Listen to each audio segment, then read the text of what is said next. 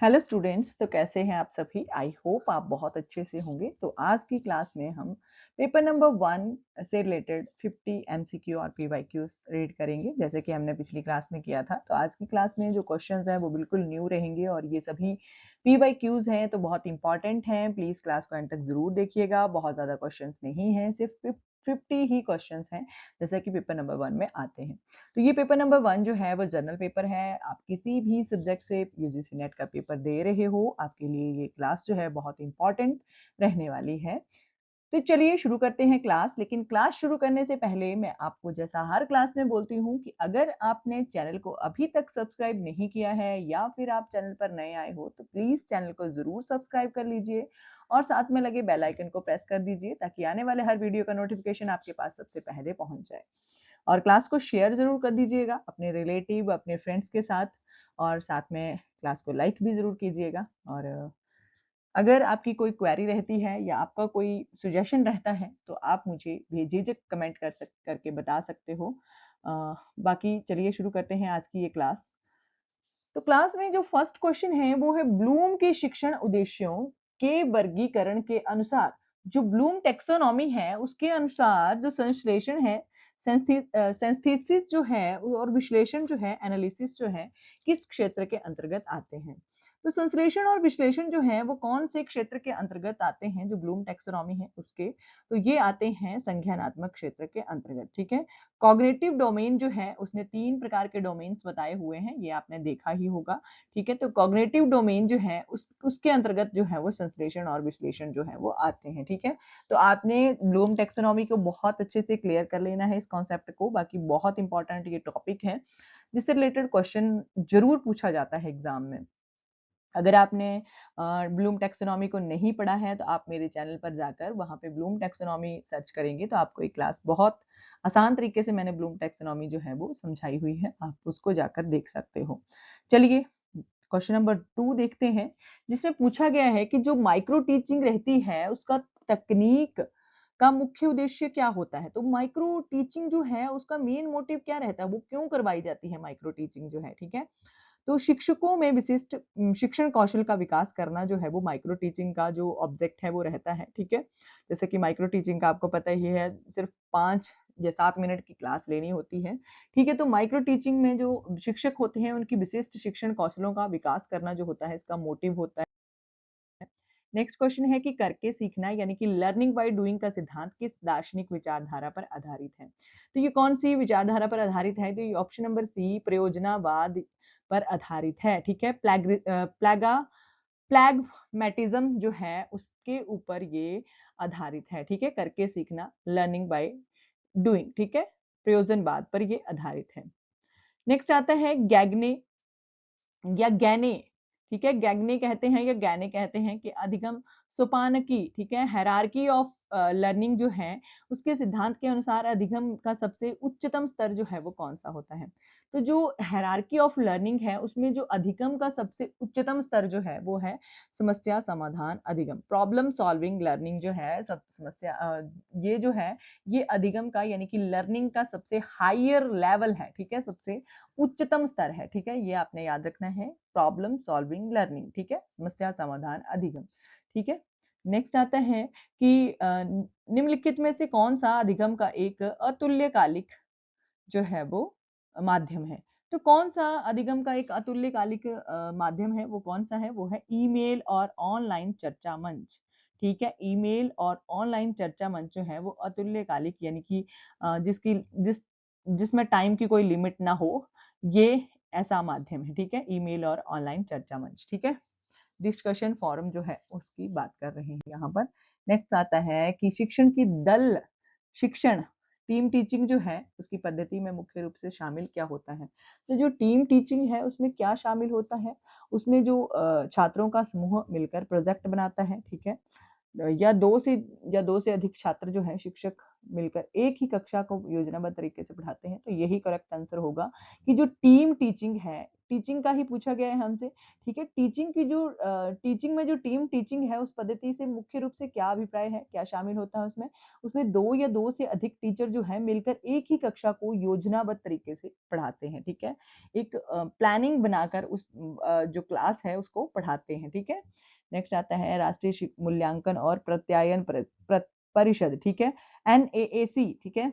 इसका जो इसके द्वारा दिए जाने वाले ग्रेडिंग सिस्टम में संस्थान के स्व मूल्यांकन के लिए प्रस्तुत की जाने वाली रिपोर्ट क्या कहलाती है? तो वो कहलाती है स्व अध्ययन report, self study report, SSR वो है कहलाती है, ठीक है। तो इसमें NAAC जो है वो ग्रेडिंग प्रदान करता है किसको? संस्थानों को। तो संस्थान जो एक अपने मूल्यांकन के लिए जो एक रिपोर्ट प्रस्तुत करते हैं उसको स्व अध्ययन रिपोर्ट जो है वो कहते हैं। नेक्स्ट आता है कि जब एक शोधकर्ता विभिन्न प्रकार की शोध पद्धतियों जैसे गुणात्मक और मात्रात्मक एक ही अध्ययन में उपयोग करता है तो इस प्रक्रिया को क्या कहा जाता है? तो इस प्रक्रिया को कहा जाता है त्रिकोणीयकरण, ठीक है। त्रिकोणीयकरण जो है वो कहलाता है। नेक्स्ट आता है स्नोबॉल नमूनाकरण। स्नोबॉल सैंपलिंग जो है किस प्रकार का नमूनाकरण पद्धति के अंतर्गत आता है? तो ये आता है गैर संभाव्यता नमूनाकरण, ठीक है। गैर संभाव्यता नमूनाकरण जो है वो आता है। नॉन प्रोबेबिलिटी सैंपलिंग, ठीक है। नेक्स्ट आता है जब किसी शोध के निष्कर्षों को अन्य समान परिस्थितियों या व्यापक जनसंख्या पर सामान्यीकृत किया जाता है तो शोध की इस विशेषता को क्या कहते हैं? तो इसकी विशेषता को कहते हैं बाहरी वैधता, ठीक है, एक्सटर्नल वैलिडिटी, ठीक है। नेक्स्ट आता है गुणात्मक शोध जो रहता है उसकी वह पद्धति जो विशेष संस्कृति या सामाजिक समूह के लोगों के रहन सहन, व्यवहार और विश्वासों के गहन अध्ययन पर केंद्रित होती है वो क्या कहलाती है? तो वो कहलाती है नृवंश विज्ञान, ठीक है। नृवंश विज्ञान जो है वो कहलाती है, ठीक है, जिसमें विशेष संस्कृति और सामाजिक समूहों के लोगों के रहन सहन, उनके व्यवहार, उनके विश्वासों का अध्ययन जो है वो किया जाता है। नेक्स्ट आता है कि शोध में साहित्यिक चोरी जो प्लेगरिज्म रहती है उसकी रोकथाम के लिए यूजीसी द्वारा निर्धारित नियमों के तहत 10 से 40% तक की समानता मिलने पर किस स्तर की साहित्यिक चोरी मानी जाती है? वो अगर उसमें 10% या 40% तक की समानता मिलती है किसी की साहित्य के साथ तो उसको जो ये इतने परसेंट तक की चोरी जो है उस चोरी को क्या कहा जाता है? उसको कहा जाता है स्तर 1, ठीक है। 6 महीने के बीच संशोधित पांडुलिपि प्रस्तुत करने का निर्देश, ठीक है। तो उसको स्तर 1 यानी कि लेवल 1 जो है वो कहा जाता है। लेवल 1 की चोरी वो कहलाती है, ठीक है। लेवल 1 की साहित्यिक चोरी वो कहलाती है। नेक्स्ट आता है कि वह परिकल्पना यानी कि हाइपोथेसिस जो 2 या 2 से अधिक चरों के बीच एक विशिष्ट दिशात्मक संबंध को दर्शाती है वह क्या कहलाती है? तो वो कहलाती है दिशात्मक परिकल्पना, डायरेक्शनल हाइपोथेसिस, ठीक है। नेक्स्ट आता है किसी अकादमिक संगोष्ठी, सेमिनार और कार्यशाला वर्कशॉप का में मुख्य अंतर क्या होता है? तो सेमिनार और वर्कशॉप में क्या अंतर होता है? जैसे कि कई कॉलेजेस में कहा जाता है कि आज सेमिनार है, आज वर्कशॉप है, तो उसका अंतर क्या होता है दोनों में? तो दोनों में अंतर होता है कि कार्यशाला में व्यवहारिक और प्रयोगात्मक प्रशिक्षण दिया जाता है यानी कि हैंड ऑन ट्रेनिंग पर बल दिया जाता है, ठीक है। तो ये कार्यशाला में व्यवहारिक और जो प्रयोगात्मक प्रशिक्षण है उस पर बल जो है वो दिया जाता है, ठीक है, वर्कशॉप में, ठीक है। सेमिनार और वर्कशॉप में आई होप आपको अंतर समझ में आ गया होगा। नेक्स्ट देखते हैं कि पठन कौशल के अंतर्गत जो स्कीमिंग रहती है उसका मुख्य उद्देश्य क्या होता है? तो स्कीमिंग और स्कैनिंग में दोनों पढ़ा चुकी हूँ आपको कि दोनों में क्या डिफरेंस रहता है। तो स्कीमिंग जो रहती है उसका मुख्य उद्देश्य होता है कि पद्यांश का केंद्रित विचार या सामान्य सारांश तेजी से प्राप्त करना, ठीक है। तो स्कीमिंग वो होती है जिसमें जो एक केंद्र विचार के लिए व्यक्ति जो है वो उसको बहुत तेजी से पढ़ता है, ठीक है, एक सरसरी तौर पर पढ़ता है, ठीक है, उसका एक सेंट्रल थीम जानने के लिए, ठीक है। और स्कैनिंग होती है उसको बहुत आराम से उसके तथ्यों को, उसकी संख्या को इकट्ठा करना, ठीक है, उस न्यूज़ के एक-एक फैक्ट को मतलब जो भी पढ़ रहे हैं उसकी एक-एक फैक्ट को ध्यान से पढ़ना, ठीक है, उसको स्कैनिंग कहते हैं, ठीक है। तो स्कीमिंग और स्कैनिंग में अंतर आपको आई होप समझ में आ गया होगा। जो सेंट्रल थीम को पता करना, सामान्य सारांश तेजी से प्राप्त करना, वो स्कीमिंग कहलाता है। ठीक है। नेक्स्ट आता है कि पठन की वह प्रक्रिया जिसमें पाठक जो है वो पाठ्य सामग्री के प्रत्यक्ष अर्थ को समझने के साथ साथ अपनी पूर्व पृष्ठभूमि के ज्ञान का भी उपयोग करता है, वह क्या कहलाती है? तो वो कहलाती है ऑप्शन नंबर सी, संवादात्मक या सक्रिय पठन। ठीक है। इंटरेक्टिव या एक्टिव रीडिंग। ठीक है। नेक्स्ट आता है कि गद्यांश में दिए गए किसी विशिष्ट शब्द के आसपास के वाक्यों को देखकर उसका प्रासंगिक अर्थ समझना क्या कहलाता है? तो उसका प्रासंगिक अर्थ समझना संदर्भित अर्थ ग्रहण कहलाता है। ठीक है। कॉन्टेक्सचुअल अंडरस्टैंडिंग जो है वो कहलाता है। ठीक है। तो ये आपने याद रखना है। नेक्स्ट आता है गद्यांश का वह अर्थ जो वाक्यों की प्रत्यक्ष बनावट से स्पष्ट होता है और जिसमें किसी अनुमान की आवश्यकता नहीं होती है, उसे क्या कहा जाता है? उसको कहा जाता है वाचार्थ या प्रत्यक्ष अर्थ। ठीक है। उसको लिटरल या फिर डी नोटिटेटिव मीनिंग जो है वो कहा जाता है। नेक्स्ट आता है पठन के दौरान लेखक द्वारा उपयोग की गई लेखन शैली, जैसे वर्णनात्मक हो सकती है, विश्लेषणात्मक हो सकती है या कथात्मक हो सकती है, उसको पहचानना गद्यांश के किस महत्वपूर्ण घटक के अंतर्गत आता है? कैसे पता चलेगा कि जो लेखक है उसने कौन सी शैली यूज की हुई है? क्या उसमें वर्णन किया गया है, क्या उसमें विश्लेषण किया गया है, या उसमें कथा जो है वो सुनाई गई है? तो कैसे पता किया जाता है? उसको गद्यांश की संरचना से पता चलता है। ठीक है। स्ट्रक्चर से पता चलता है, उसके राइटिंग स्टाइल से पता चलता है कि उसको लिखा किस प्रकार से गया है। क्या वो वर्णन के रूप में लिखी गई है, विश्लेषण किया गया है उसका, या फिर उसको कथात्मक रूप में लिखा गया है। ठीक है। तो ये गद्यांश की संरचना से पता चलता है। नेक्स्ट आता है अशाब्दिक संचार। ठीक है। कम्युनिकेशन वाली यूनिट हमारी यहाँ से स्टार्ट होती है। तो अशाब्दिक संचार यानी कि नॉन वर्बल कम्युनिकेशन जो रहती है उसके अंतर्गत जो है वो हैप्टिकस जो है वो उसका संबंध किससे होता है? तो हैप्टिकस का संबंध जो है वो किससे रहता है? वो संचार में स्पर्श यानी कि टच के उपयोग से रहता है। ठीक है।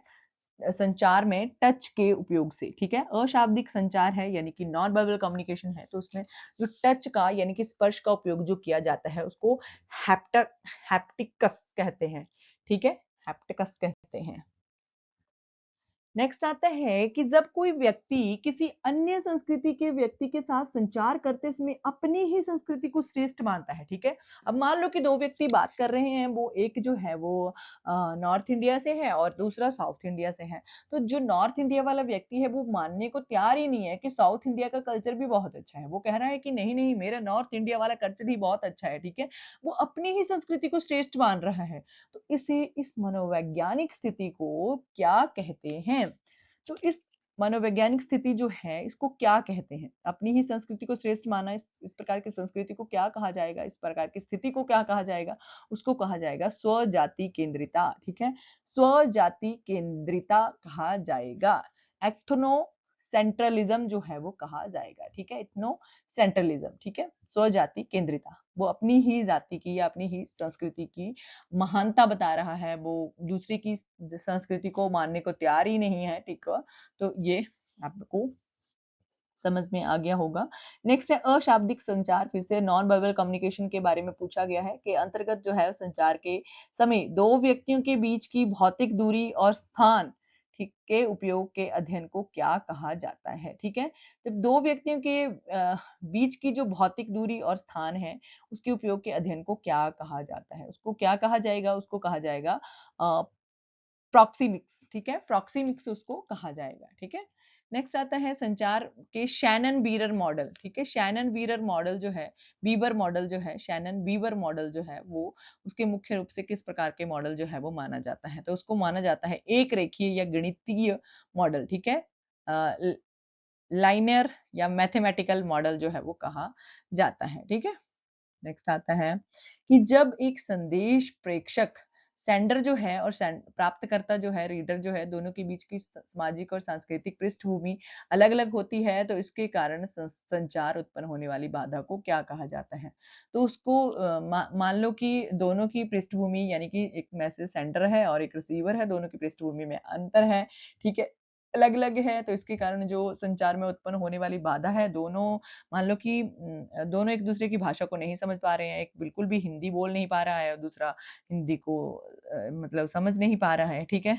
ठीक है, एक प्योर हिंदी बोल रहा है और दूसरा जो है वो हिंदी को समझ ही नहीं पा रहा है, ठीक है? तो उसको क्या उस प्रकार की बाधा को क्या कहते हैं? उस प्रकार की बाधा को सामाजिक सांस्कृतिक बाधा जो है वो कहते हैं, सोशियो कल्चर बैरियर जो है वो कहते हैं, ठीक है? सोशियो कल्चर बैरियर जो है उसको कहा जाएगा। नेक्स्ट आता है निम्नलिखित में से कौन-सा संचार जो है वो माध्यम तुल्यकालिक संचार का उदाहरण है जिसमें प्रेषक और प्राप्तकर्ता दोनों ही एक ही समय पर उपस्थित होते हैं, ठीक है? यानी कि एक तरफ से मैसेज आ रहा है, दूसरी तरफ से रिसीवर रिसीव कर रहा है, दोनों एक दूसरे को एक साथ ही रिस्पॉन्स कर रहे हैं, तो दोनों ही एक समय में उपस्थित हैं, तो उसको क्या कहा जाएगा? उसको कहा जाएगा लाइव वीडियो चैट, ठीक है? लाइव वीडियो चैट उसको कहा जाएगा, ठीक है? नेक्स्ट क्वेश्चन देखते हैं।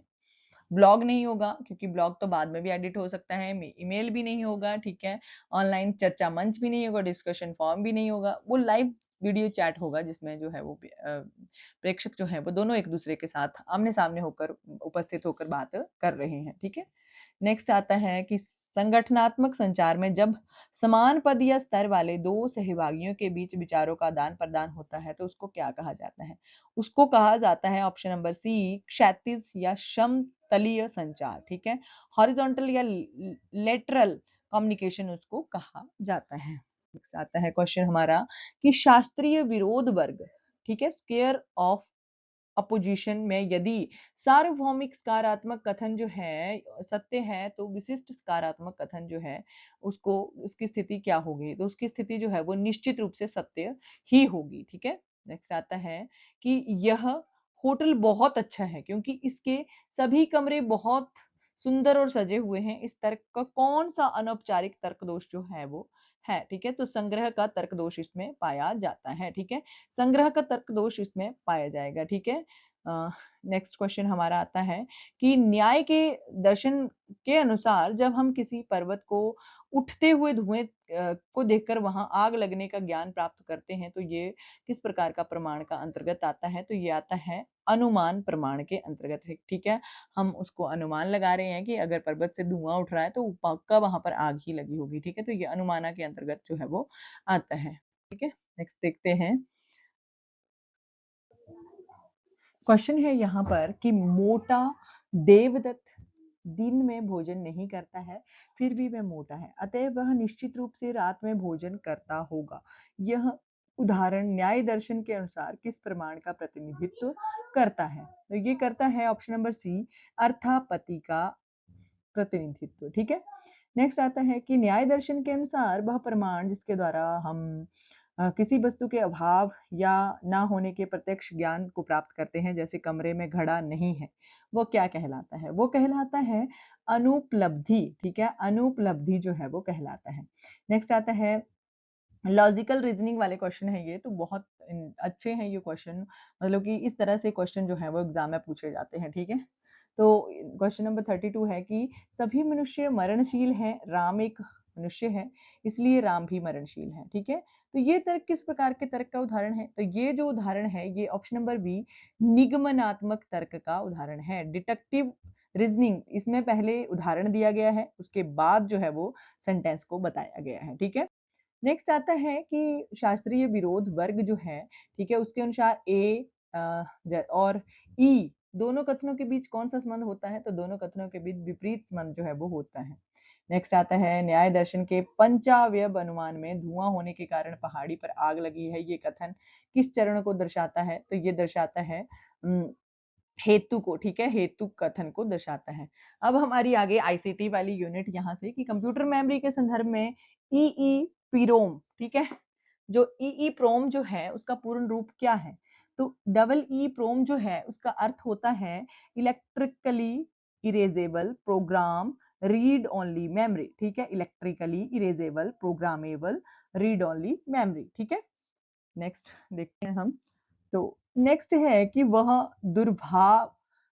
दुर्भावनापूर्ण सॉफ्टवेयर यानी कि मालवेयर जो है वो जो देखने में उपयोगी प्रतीत होता है लेकिन पृष्ठभूमि में कंप्यूटर को नुकसान पहुंचाता है।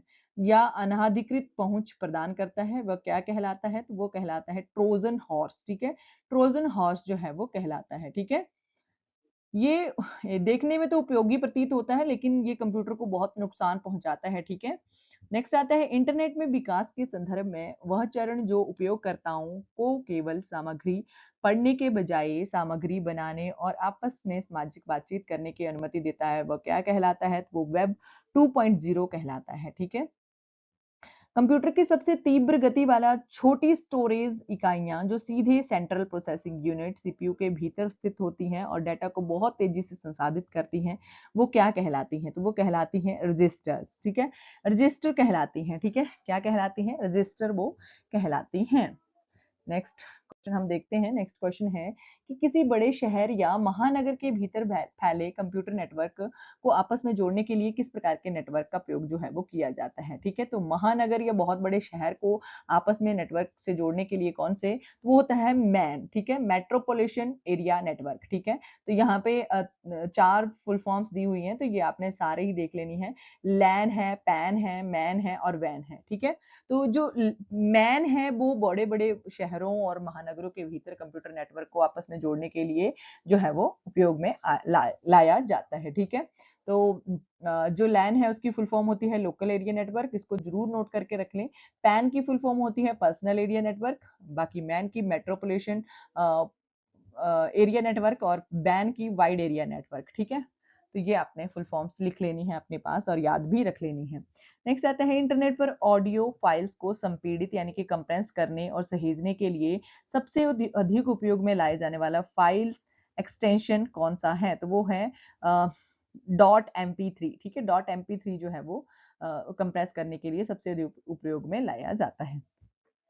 नेक्स्ट आता है कि निम्नलिखित में से कौन सा प्रोटोकॉल इंटरनेट पर फाइलों को सुरक्षित हस्तांतरण और वेब पेजों को एक एनक्रिप्टेड रूप में प्रदर्शित करने के लिए जिम्मेदार है? तो वो कौन सा है? HTTPS है। ठीक है, HTTPS है। नेक्स्ट आता है कि खतरनाक कचरों के सीमा पार संचलन और उनके निपटान के नियंत्रण के लिए हस्ताक्षरित अंतरराष्ट्रीय संधि कौन सी है? तो वो है ऑप्शन नंबर बी, वॉसेल कन्वेंशन। ठीक है, वॉसेल कन्वेंशन है। ठीक है, नेक्स्ट आती है कि संयुक्त राष्ट्र द्वारा वर्ष 2000 में शुरू किए गए सहस्त्राब्दी विकास लक्ष्यों के तहत कुल कितने लक्ष्य निर्धारित किए गए थे जिन्हें 2015 तक प्राप्त करना था? ठीक है, तो वो 8 लक्ष्य थे। ठीक है, 8 गोल्स थे। ठीक है, नेक्स्ट आता है कोयला संचालित ताप विद्युत संयंत्रों। ठीक है, थर्मल पावर प्लांट्स जो होते हैं उनको निकलने वाला सूक्ष्म अपशिष्ट जो हवा में तैरता रहता है और जिससे कंक्रीट का निर्माण किया जा सकता है वह क्या कहलाता है? तो वो कहलाता है फ्लाई ऐश। ठीक है,